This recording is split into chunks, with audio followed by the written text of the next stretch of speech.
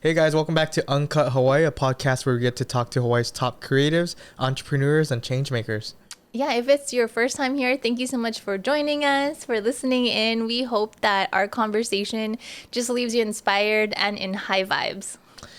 Today's guest left us with lots of All good the energy. high vibes, yes. Good energy, good mana. Mm-hmm. Daniel Aipa, the founder of Cool Project. He's a personal lifestyle coach, a designer, writer, a dad. Mm-hmm. Awesome all-around guy. Yeah, his whole vision and his whole goal on this platform is to build a cool body to live a cool life. And his approach to health is really a holistic approach. So it's physical, but it's also mental, spiritual, and leaning on our Hawaiian ancestors and knowledge to bring it into the modern day world. Yeah, and if you haven't heard of the Cool Project, he's gained Killing it he's gained a huge Instagram. following, Mm-hmm. over 80K followers. Mm-hmm. And what's different about it is he spreads these positive messages, but Mm-hmm. also brings in the native Hawaiian language Mm-hmm. and as an educational tool. And just, it's just Yeah. so stoked that he shared his story and what it all means. Yeah, let's get into it.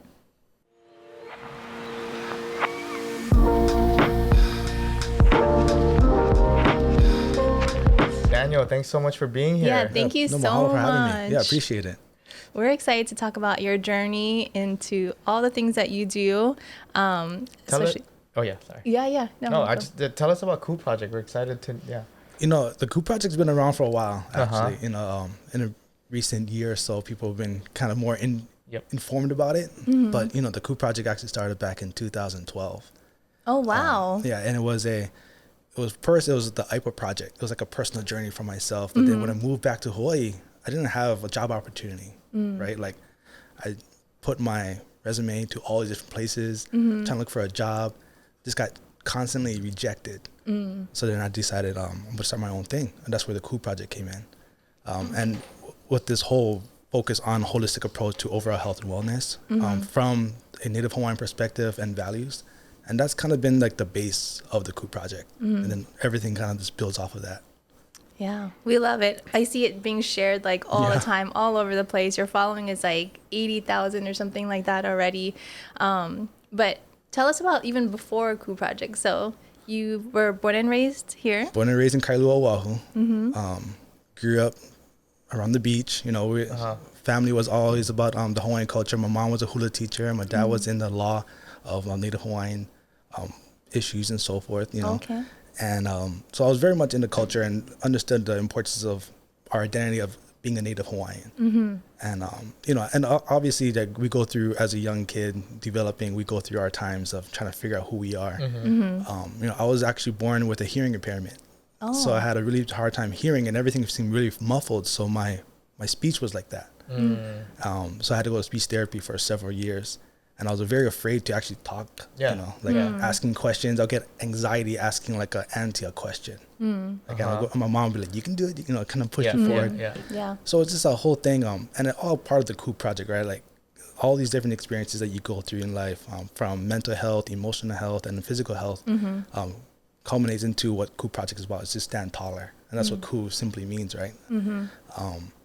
But yeah, that's kind of where before the Cool Project, all these different stories that you can go through, right, and dissect and learn more about who you are as a person. Yeah. So you went to high school here and then you went away for college, right? Yeah. For sports. And then tell us about that journey and how that changed your life and kind of opened your eyes to health and the importance of it. Yeah, so I was a sport athlete all my life. Yeah.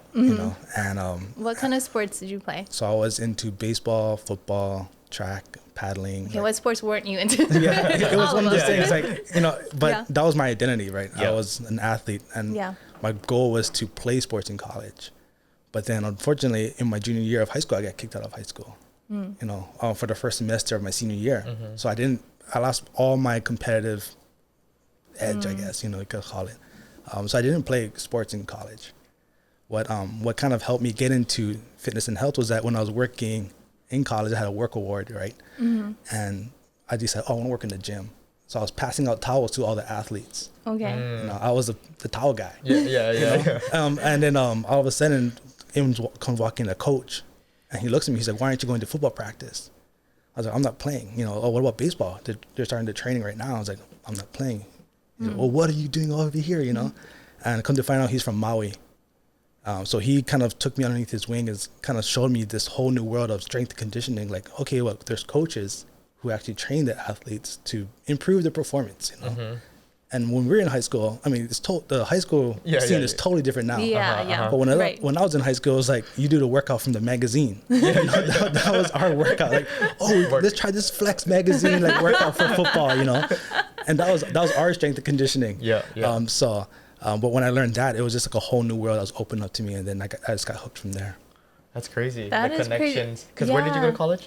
University of Redlands. Oh, okay. Yeah. And then there's a Maui guy. He just recognized, that kid is from Hawaii, passing out towels. He said, what are you doing passing out towels? Yeah. And then that was it. I've been in the fitness industry since then. Wow. Yeah. Okay, what does that mean being in the fitness industry? You said like strength and conditioning coach. Yeah, so strength conditioning, there's always this like, there's all these labels, right? Strength conditioning, personal training. I like to look at strength conditioning as overall performance according to a specific goal athletically or competition-wise, because that's what you really are doing. But personal training is the exact same thing. There's all these different, but everybody has their own goals. Yeah, everyone has different goals and different approaches, and but the fitness industry is kind of like a big umbrella. You know, and then trying to figure out where you want to go into your niche, right? Of who you want to attract more. So whenever you put out strength conditioning, you kind of already automatically get like, okay, it's more like an athlete, more competitiveness, you know, this was a specific goal, physical goal, like want to climb a mountain or something. Right. So yeah. Okay. So from that experience, how did you, I know you mentioned like the Aipa project, it was just about yourself, right? Like your own fitness journey. How did it, or tell us a little bit about that, and how did it evolve to the Cool project? Like, did people start noticing and like? Yeah, it was like the whole line was the Aipa project: build a cool body, live a cool life. You know? And it was one of those things where I was just kind of sharing my journey of what it means to me to build a cool body and live a cool life. And what happened, as long as I was sharing things and just kind of talking to people about what I'm doing, what I'm up to, people were like, "Oh man, that sounds really interesting." You know, like this whole integration of the culture into your fitness and health. Your perspective on how you're incorporating also your values and how you live, giving that whole holistic approach. You know, when it comes to like working out and everything, everyone always focuses on the 1 hour that you have in the gym or so forth. But the real work happens outside of those 1 hours. But everyone just puts so much emphasis on that, right? 1 hour at the gym. Yeah, 1 hour at the gym as if it's going to solve all your other problems outside of the gym, right? Oh, it's not going Just kidding. Well, that's fine. But it's a hard perspective to switch, right? Because like the whole thing is like go to gym, but then no one talks about the outside of the gym where the work actually happens, you know? Yeah, especially if it's coming from like a athlete's perspective where it's like you have this like set amount of time and then you just eat whatever you Yeah. So so that transition from the Aipa project to the Cool project was just like people just kind of asking you like advice or like how to so it was advice, and it was how to people were starting to focus more on the cool aspect. Like why are you using cool body, cool life, and that's where I was kind of like, okay, well, whenever I started something, I didn't want it to be all about me as well. You know, I want to take my name out of it, especially when you have a name like Aipa. You know, Aipa a lot of people in Hawaii already think of the surfboard. You know, so I didn't want to have Aipa in there. So then I was like, well, everyone's asking about cool, like, and cool is also something very meaningful for me. So that's where I was like, you know what, let's take out Aipa because I want to take myself out of it more. Let's have the Cool project. And it kind of turned into this whole thing where the overall goal is to help people stand taller every day. You know, and that was it. I love that.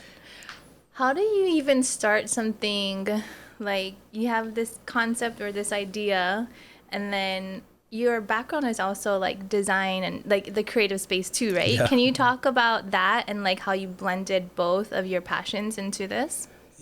For me, being a coach, when I was at the university level coaching, I didn't do any design work, no creative stuff. And it was kind of like a piece of me was missing. You know, to be honest, I went to school to be like a creative, a writer and a creative writer. And then when I started coaching, I did none of that. It was just like put to the side. Straight fitness, workouts, programming, you know, telling people what to do, you know, coaching people and everything. And then it was just like I felt like unfulfilled. And then there was like a piece of me that it wasn't tapping into. That was like, come on, let me out, you know, like, let me express myself. And that's kind of where the design aspect came in.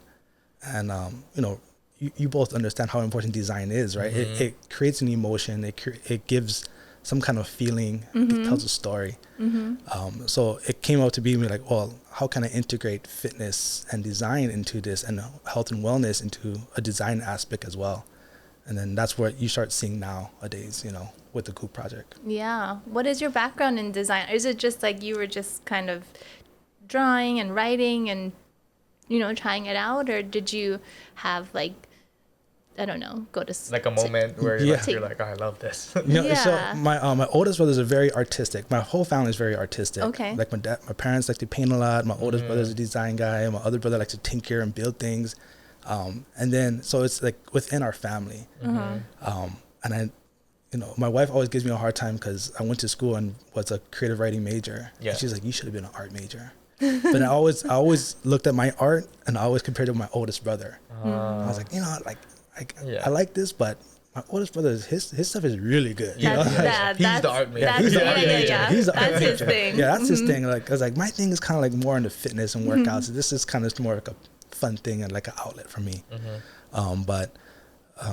Yeah, it was more just something that I started tinkering on my own. So I took maybe like one class in college, and then everything else is just all self-taught because it's just interesting to me. And it's interesting how you can create a design and start telling a story. So if you look at all the pieces of work that I've been working on, it's more like just like you're going along this journey, you know. Yeah. And that's kind of like how I approach it. Yeah. Does the creative writing aspect come in handy for this? Oh yeah, a lot. Writing programs and stuff. Yeah, writing programs, you know, it comes in a lot, and then they just kind of having that approach, you know, learning how to work with individuals and work with people, and finding a common ground where people can relate to you more, and it's that's kind of one of the things that we learned. Is like, you know, when you write something, you're just writing for one person. Same thing when you create like a design, you're creating for one person, and who is that person? And so then that's kind of been my guidance for all these times. Nice. So who would you say the Coop project is for? Who is it designed for? You know, it's designed for young individuals in Hawaii who are looking for a sense of being, you know, a sense of belonging, sense of place. Because we all love Hawaii, right? And Coop project is for those people who are busy, but are also always taking care of other people, right? They give so much aloha. They take care of, want to help their friends, want to help their families, but no one gives them time to just be like, hey, like, how are you doing? You know, no one tells them to like, maybe you need to stop and rest, because those people who want to just take care of everybody, they just go until they hit a wall. Yeah. So that's what the Coop project's really for. Is for that person who is always on the go, always trying to help people, always trying to give. And they just need somebody to give them a reminder to like, hey, like, I love that. make sure you take care of yourself, you know, like, and that's what the Coop project is. Yeah. For. Yeah. What is your idea of like holistic health? Like you say, like it's not just physical health. It's like mental health, checking in with yourself, spiritual health. Is that all kind of wrapped into the Coop project too? Yeah, it's definitely much of the Coop project, you know. And from this being a native Hawaiian and bringing in the culture more into that space, right, the health and wellness space, is to this whole holistic, not only the self but also the land, you know, and our relationships. Like, how are all those things, you know? So it's being more aware of your overall being. And how your relationships, not only with others, but with yourself, affects everything else. Yeah. And you bring up like, you know, bringing in like that native Hawaiian culture and like language, and so like even with your recent project, right? Like you just started a year recently, right? Like on social media, it's like Coop project. It's like very positive messages, but you bring in that like Hawaiian language aspect to it, and then translate it as well. How important is that? That's big for me, you know, because I wasn't given an opportunity to learn my language. And, you know, nowadays it's like, wow, everybody's learning Hawaiian now. You know, it's just so accessible. And for me, it was like, wow, I wish it was like that when I was growing up. You know, like in our school, like maybe we'd learn like one semester of Hawaiian history, but it was like not really that deep of Hawaiian history. You know? Right. You know, it's very surface level. Right. So then seeing wanting to always learn the Hawaiian language, I'm just using this as a way to help me on my own journey, you know, And what's really, really interesting is seeing all the people who feel the same way. You know, like just learning a new vocabulary word, a new word here and there means the world to people. Yeah. You know, even if you can't speak the whole language, you know, there are a lot of people out there who would love to, but maybe just don't have the accessibility to it. I don't want to say they don't have the time, because there's always the time, but just don't have the bandwidth because there's so much other things going on. Yeah. And so that's where it's such a simple thing too, because then, like, you know, you're saying the message, and it's like, even at the bottom, it's like a simple translation. It's just that recognition, you know, like someone will see that word and like we remember that, like, oh, it means this. Yeah. And I think that's where the design aspect comes in. Yeah. Right. It's just because at first I wasn't putting any of that stuff in, like the translation. I was kind of leaving it in the captions, but then you learn, like, most people don't really read captions. You know, so that's where I was like, okay, well, how can I fit it into the content I'm creating? So then that's where the translation started coming in.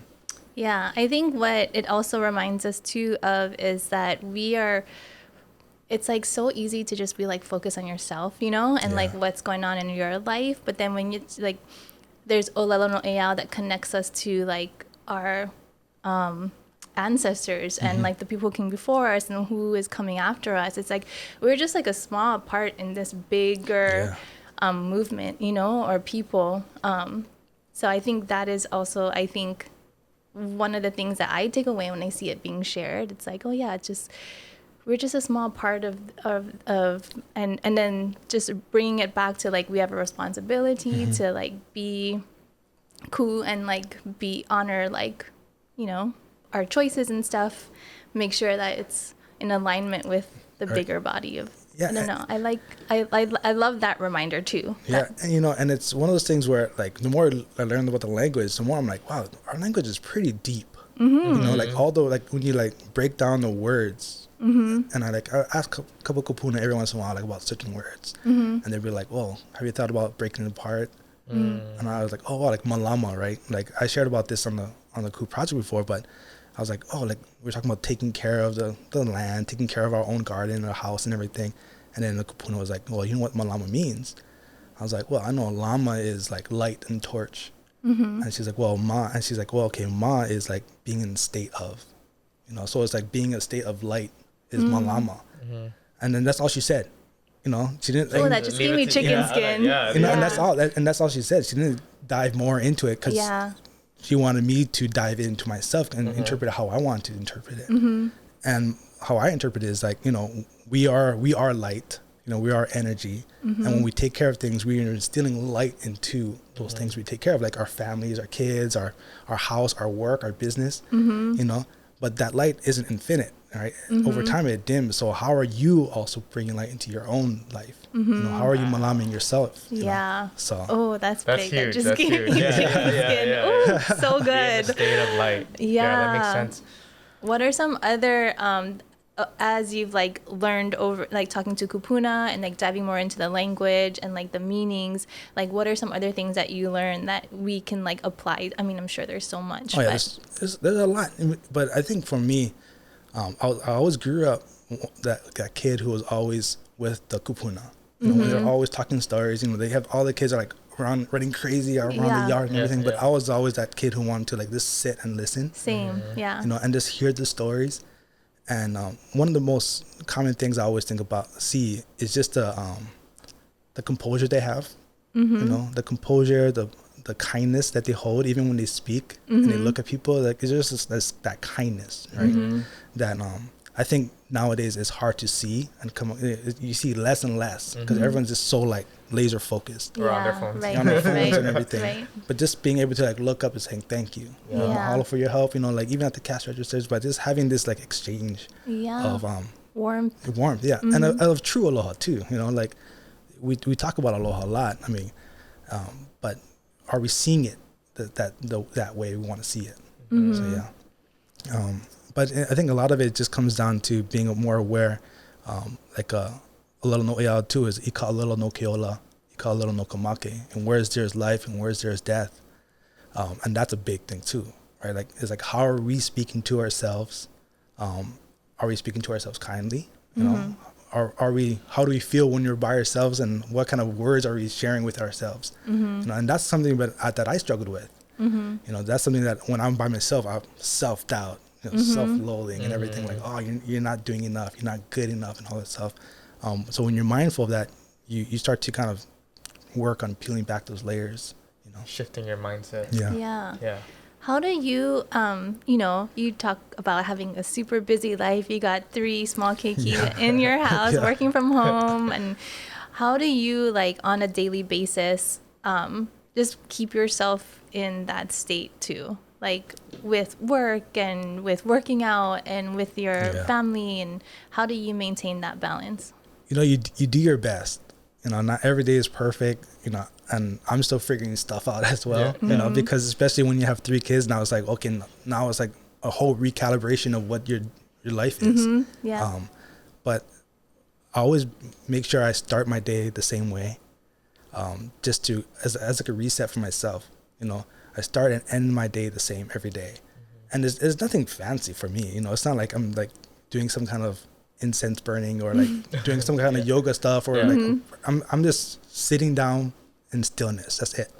I wouldn't even call it meditating. I'm just sitting, and like usually with my coffee, and just sitting down before the world wakes up. And that, to me, that space and time is just so precious to me. Even at nighttime before I go to bed, just having that moment of just like clarity, of stillness before I go to sleep is like an off and on button. So kind of get a way to reset and just like and then consistency too, right? That's like a huge thing. What do you think about when you're in your stillness? Just being grateful. We don't stop to think about all the things that we do have, and that's something that I always tell people is like, it's not about what you don't have, it's about what you do with what you got. Even in business wise, right? Like sometimes people are like, oh, I can't start it because I don't have this, I don't got this, I don't have this, all these equipment and everything. It's like, well, what do you have? What do you have then? Do that, work with it, maximize it, and then things will happen. Things will happen. The universe will meet you. But you got to put in the work. You got to put in action, though. If there's no action, nothing's gonna happen. That's a common theme with our guests too. Like that gratitude is powerful. Just living a life of like being constantly in gratitude. It's like magic almost. Things, you're like become like an attractor, like a super attractor. I know it's a sense of like awareness too, right? Because like you're aware of these things and you're grateful for it. And so being aware of these things, like things will happen. The magic, because you're going to take action on it. You're taking action, you're being grateful, and then things will happen. It's crazy.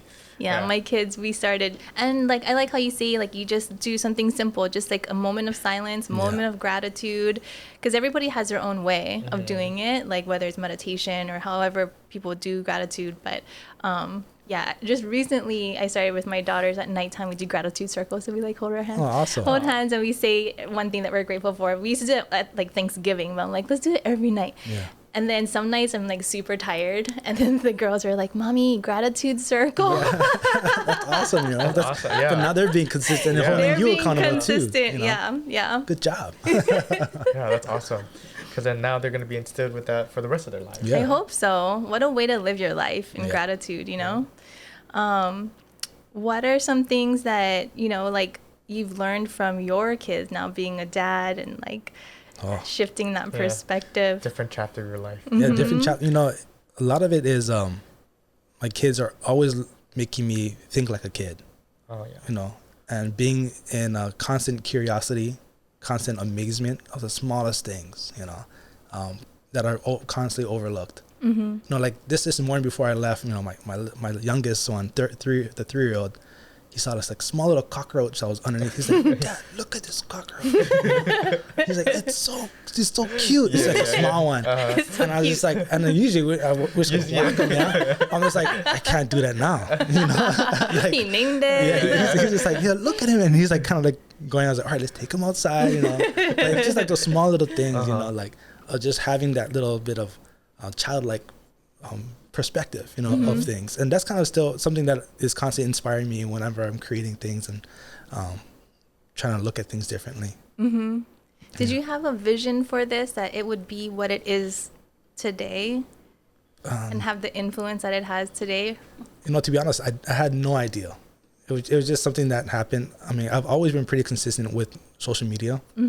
Because it's, and we can talk about social media because so many people talk so negatively about it, right? And it does have a negative effect. Like I've done research where it shows like the effects of like mental health issue, depression, suicide rates and everything, like how it's just skyrocketing. But even more so, I'm like, that's even more so why we need to put this kind of message out there, because you're not going to get rid of it.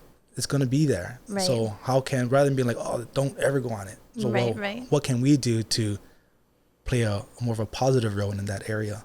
And that's why the Cool Project has been more like a positive and more like a reflective content being shared. Because before I was just sharing like fitness and workouts, Yeah, I remember, yeah. And then I just kind of was like, like that stuff is just not getting to the deeper level. And for me, it's like, I've always used fitness and working out as just a tool to get to the deeper level. But when COVID hit, right, and we had to close the gym, that whole connection was lost. Yeah. Between building that relationship within the space and everything. So I was like, well, how can I bring that into the digital space? Yeah. And that's where we are now with the Cool Project.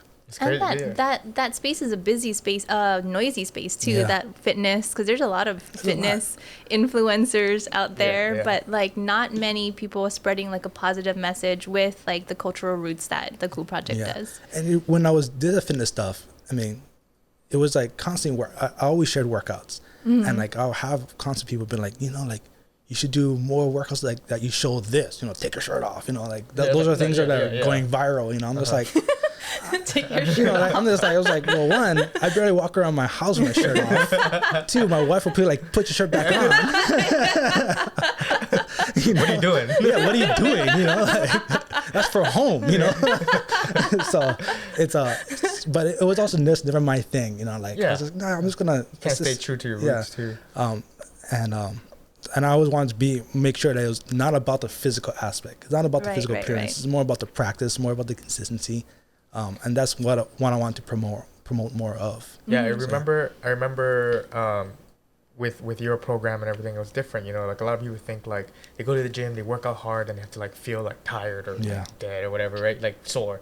But like for you, it's like you're this holistic approach where you work out the whole body and you feel good, and it's that feeling afterwards, right? So, and it kind of goes back to like what you see now with the Cool Project, right? When I say how's it pay oi, that was what I said every day to people walking to the gym. Nice. Like, how's it? How are you doing? Like what's going on in your life? As we talked about earlier, right? Like everything happens outside those walls. So if you're not aware of what's going on in the individual's life outside the walls, then how can you better serve them?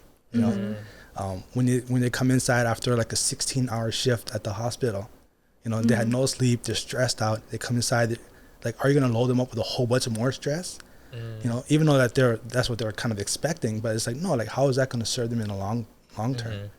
So rather than when they come in, I've sent people home. They're like, no, go home, or I've been like, okay, we need more restorative stuff, more like stretching, more calming stuff, this to bring down your nervous system to be more relaxed after being 16 hours on your feet and just go and being around all this environment. And I think that's where the holistic approach really comes in, because you have a lot of spaces in the fitness place and the gyms where it's like they don't care about what's going on outside. You come inside, here's the workout, here's the program, and then figure it out after that. And to me, it's like that's not a holistic approach. You're not going along with the currents and the flowing of the other person's life. Everybody's an individual. So when you have a person coming in from a 16-hour shift and another person coming in from 16 hours of sleep and they feel good, they're going to have different workouts. They should not be doing the same thing. But yet in some spaces, they're both doing the exact same thing. And that's not healthy. Yeah, or sustainable.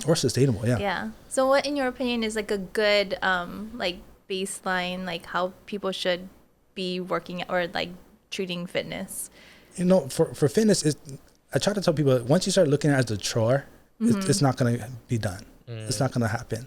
Look at fitness as more of like a practice, like a meditative practice, or something as a time for yourself. So that time when we do workouts, it's like usually by ourselves or with someone, like a friend or something. It's more like a self-care time, more of a time to yourself. Like that's how I look at workouts for me. When I train, it's more just like a mental clearing, feeling good, get some like endorphins moving around, get some sweat going, get the heart pumping, just to feel alive, feel good, get the breath working. And I think this just changes the perspective of what working out means to you. Yeah. Is a huge game changer for people. Yeah. Oh, that's so true. Yeah. When you think about it, just like getting fresh air and getting the breath and getting your body like woken up, it's like seems more like a spiritual thing, or like versus I always feel like pumped after. Yeah. And it's not so much about like going to the gym too, right? Like everyone does any kind, you know. Like I like to go to the gym, or I don't go to the gym anymore. I like have my own place because I don't like to be around people very much. And then, but it was just one of those things, right? Like you find what makes you tick. Yeah. You know, am I more biased towards resistance training? Of course, you know, because that's where my background is. But if your thing is yoga, hiking, surfing, you know, I just talked to somebody who I asked them, oh, what's one thing you haven't done in a long time? And she's like, oh, last time I didn't do anything was when I had my kid. It's like, what was that? Oh, I haven't surfed since my first kid. It's like, oh, wow, how old is your kid? 8 years old. I was like, it's been 8 years since you surfed. She's like, yeah, I grew up surfing. I used to always surf, but I haven't. And it kind of like hit her like a stone, like a brick. You know, like, wow, it's been 8 years. I haven't. I was like, well, tomorrow you're going surfing then. Yeah. You know? So, but it's I feel bad. I get though, because like my husband is the same. He used to go like twice a day, go to Diamond Head and surf, and then we had our daughter's 9 now. He probably went out like twice. In those 9 years.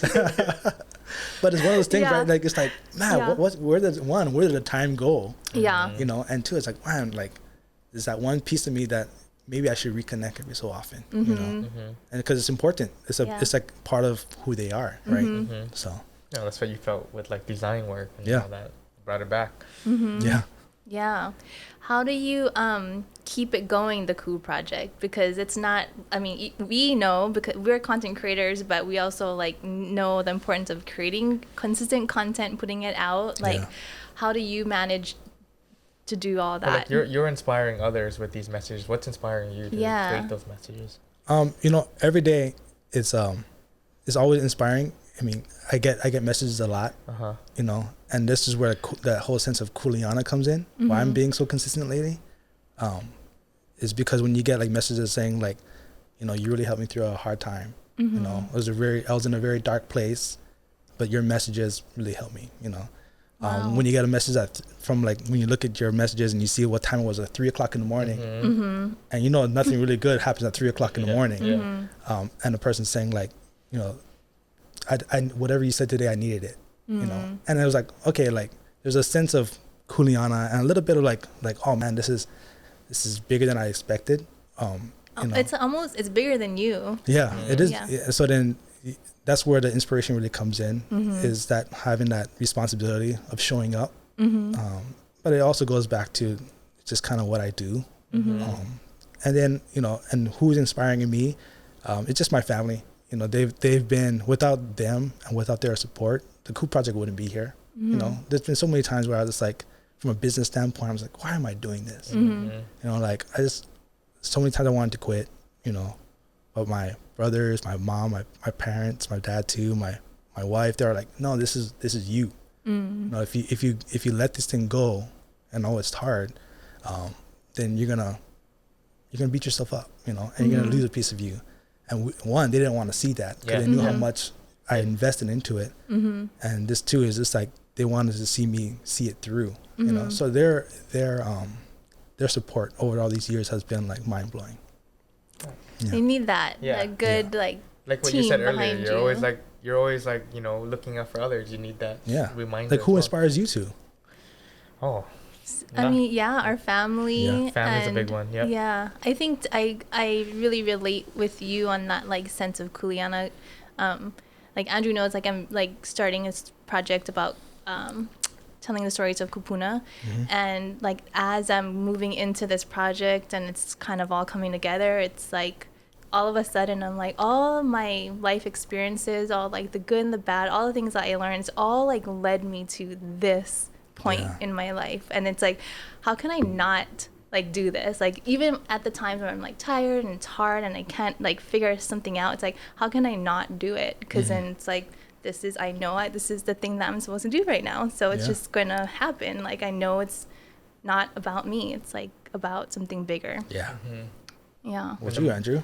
Oh man, so my family's a big one. I grew up with my my immigrant parents and my grandparents, and like just like seeing growing up around that and the being around like their values and our culture and everything too. Yeah, culture is a big thing to me. I'm Vietnamese, and just like seeing all of that and like how do I live my life to like almost like live up to that, or like continue that, and because like I consider my like the first generation in America, right? So it's like, how do I continue that? How do I work to like create some kind of legacy or something, and it's like that. And then now I'm married now, so it's like my wife and like my immediate family now, so it's like continuing that. And just like I think what brings me joy or fills my cup is like when I'm able to help others create what they want to do. So like the teams that we have, like working with Kolby and like meeting you and sharing your stories, how can we help other people? Yeah, I think that's what many of us in this space is just trying to do, right? Exactly. Like both of you are all storytellers. You're just trying to get the stories told, because who's gonna do it? Like, and I think that's why I love what you both work on. Like especially that Kupuna project. I'm looking forward for that one, because those are stories that need to be told. Yeah, there's like when you're talking about just like sitting on the porch. Yeah, like, you hear those stories, but then like how else are other people going to hear it? Yeah, that's exactly where like the inspiration came from, because I spent a lot of time with my grandparents, and I don't have any grandparents anymore. I never recorded any other stories, and I'm just like, it kills me. And now we're seeing in our generation, we're seeing the next generation pass away and like get old and get sick, and their stories are going with them too, and like we got to capture them. Like we've got to capture their stories before it's too late. So this project should have been done like years ago, but that sounds might awesome. as well start it now. It's gonna be good. It's gonna be good. What are some of your favorite messages that you put out? Some of the favorite messages, the He hale ke kino no kamana'o, which is a house. Your body is a house for thoughts. I'm going back to that mindfulness of thoughts. And the energy work and everything, being protective of your mana. We talk about a lot about energy and mana, because it's around us. Like the energy that we're creating right here with us, talking storage. We're instilling this kind of a presence of energy within the space. Even when we leave this session, the energy is going to stay. So it's always trying to help people being more aware of the energy that you're giving. And how are you giving it, and how are you leaving the person that you're giving it to? That's very big on me. That stays with people too. You'll remember like like the way that somebody made you feel. And like always kind of think back on like, wow, that was like a really awesome person or conversation, or like made you feel a certain way. And then it kind of just creates that whole like ripple effect, right? And that's where we talk about aloha. That's why I don't talk about aloha very much in the COOP project, right? If you look at the COOP project, aloha is rarely said or even spoken, because for me, like that was like intentional too, because I feel like if you're in Hawaii, if you're native Hawaiian, or if you do business, like aloha should just be an automatic thing. It shouldn't have to be put out there. It's just that's just for me, right? Like. Because it's a guarantee kind of a thing. Like, aloha is there, automatic. So that's where like me learning about the language is learning all these different values. Like being maka'ala, being more aware and alert of what's around you.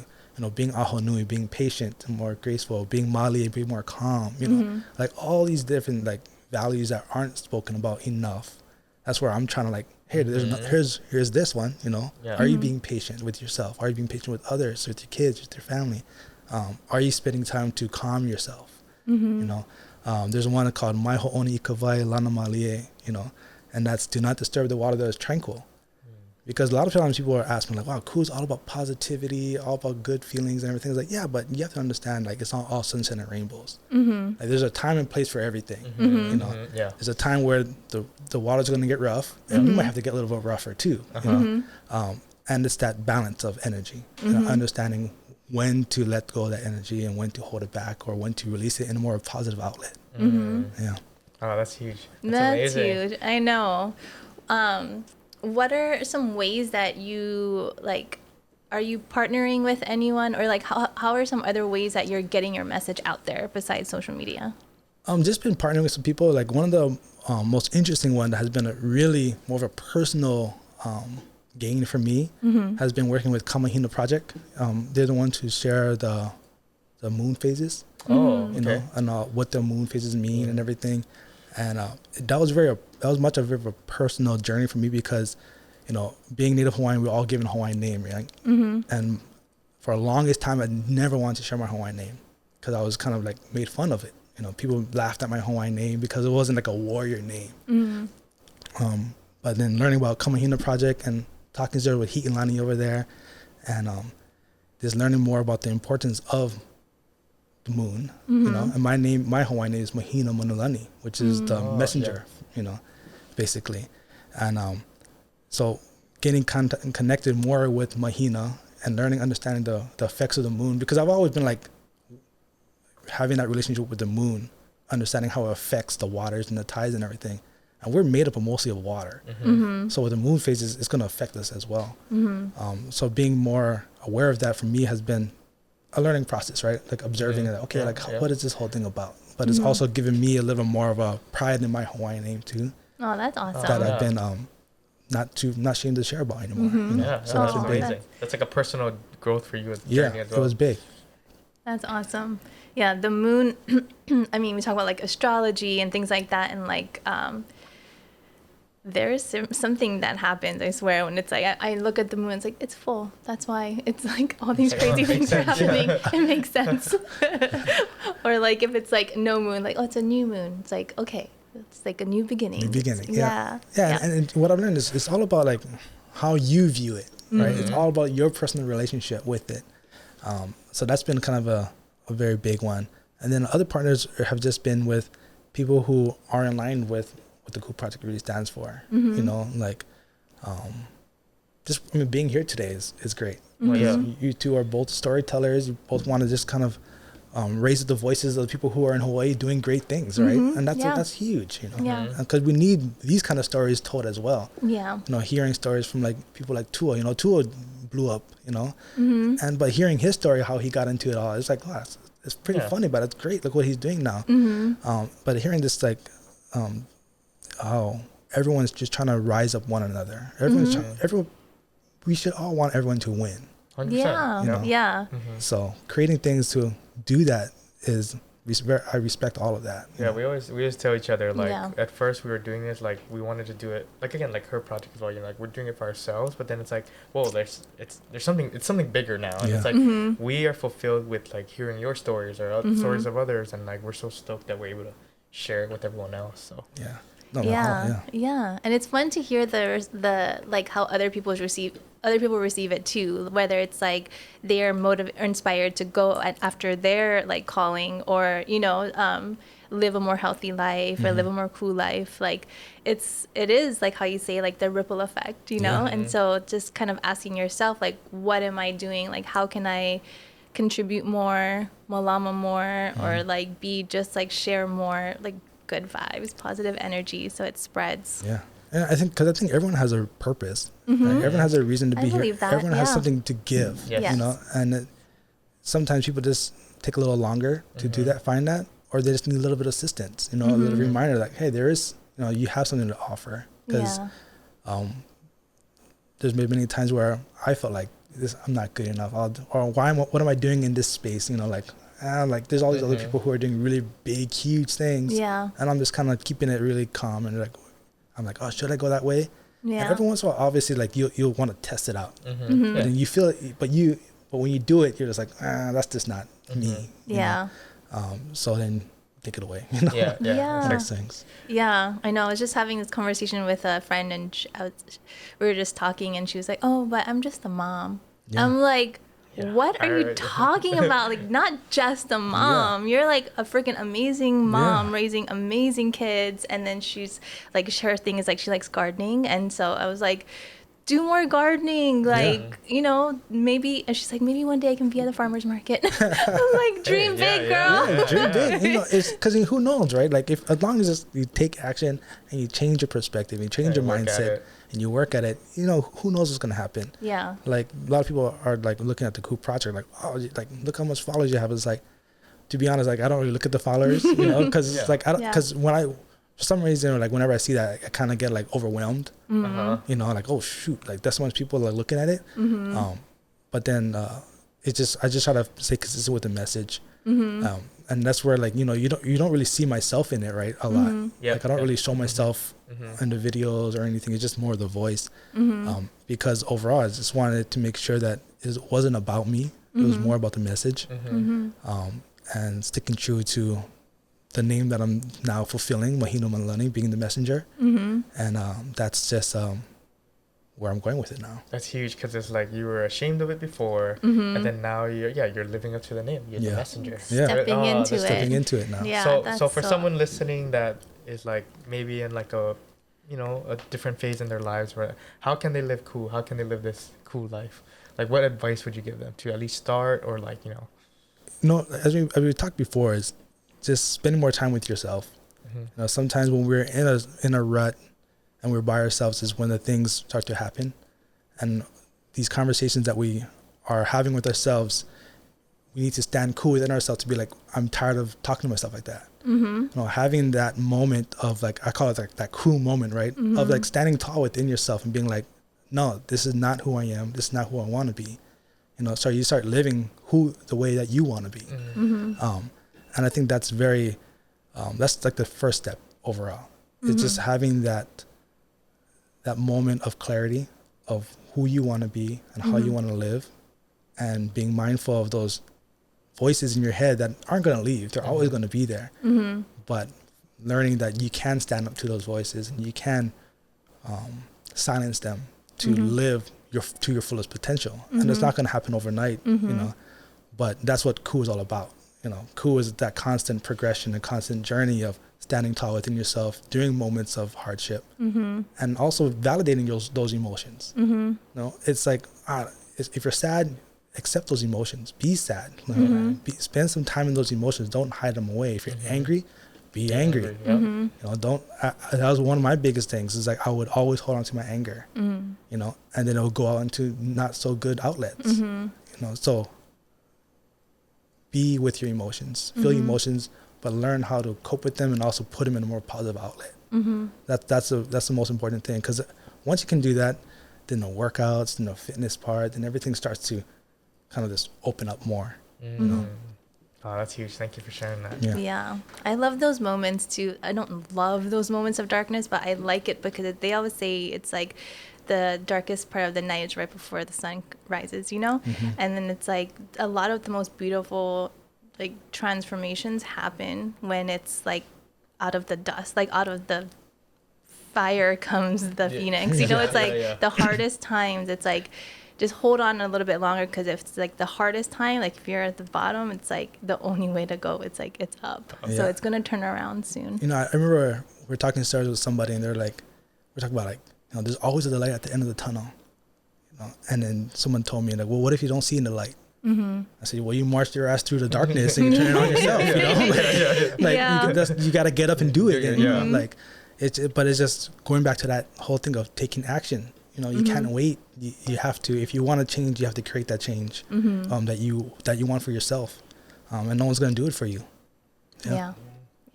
What's next for KU Project? What's next for Daniel Aipa? You know, it's been great just meeting with people and learning more about their missions and hearing about what they're doing.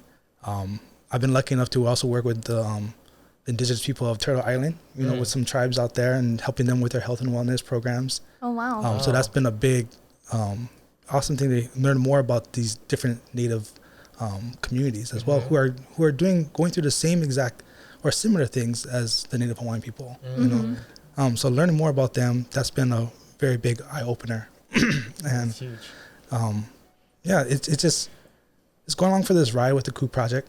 And you know, one of the biggest questions everyone's asking me is like, are you going to open up a new space, right? Like, come on, you closed down in 2020, it's 2022, like post-COVID now, you know, post-COVID, like, are you going to open up? And I was like, yeah, you know, that's always in the mind, you know. But we'll see. Stay tuned. It's keeping it mysterious.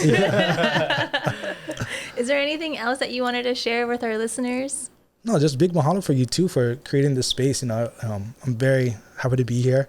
You know, whenever I get talk to people and everything, I'm always like, okay, yeah, let's just vibe with them and just learn more about who they are too as individuals and as a group. So I just really appreciate creating the space where I feel comfortable Oh, You know, because one of the things that for me, I always get a little bit anxious going to new places and meeting new people. Us too. You know? Yeah. So it's always like, okay, like how are we gonna do it? You know, like even when I came over here to park, I was more like, I kind of went in and out of this whole place a couple of times. Like, am I ready? Am I ready? Okay, let's go. You're so awesome. Thank you so much. We're so honored to have you here. Appreciate you too. Thank you for coming out and spending your time with us and sharing your story. Yeah. Awesome. And where can people find you? You can find me when it finds you. Deep, yeah. Yeah. Whoa. But yeah. Yeah. We'll keep it that way. No, so I mean, how can they find you like online? You know, like for the viewers and listeners. Oh, same answer. Cool project. You know, like, but with the message being sent, if the message comes across to you, then you'll. If it speaks to you, it speaks to you. You know. So appreciate that. Deep. You'll, if you know, you know, kind of thing. Yeah, exactly. You know. If it speaks to you, it speaks to you. Yeah, new one. If it speaks to you, it speaks to you. Well, again, thank you so much. Thank you so much. And thank you for tuning in. Hello, everyone. Please share this episode, subscribe, like, and all the things. Well, bye.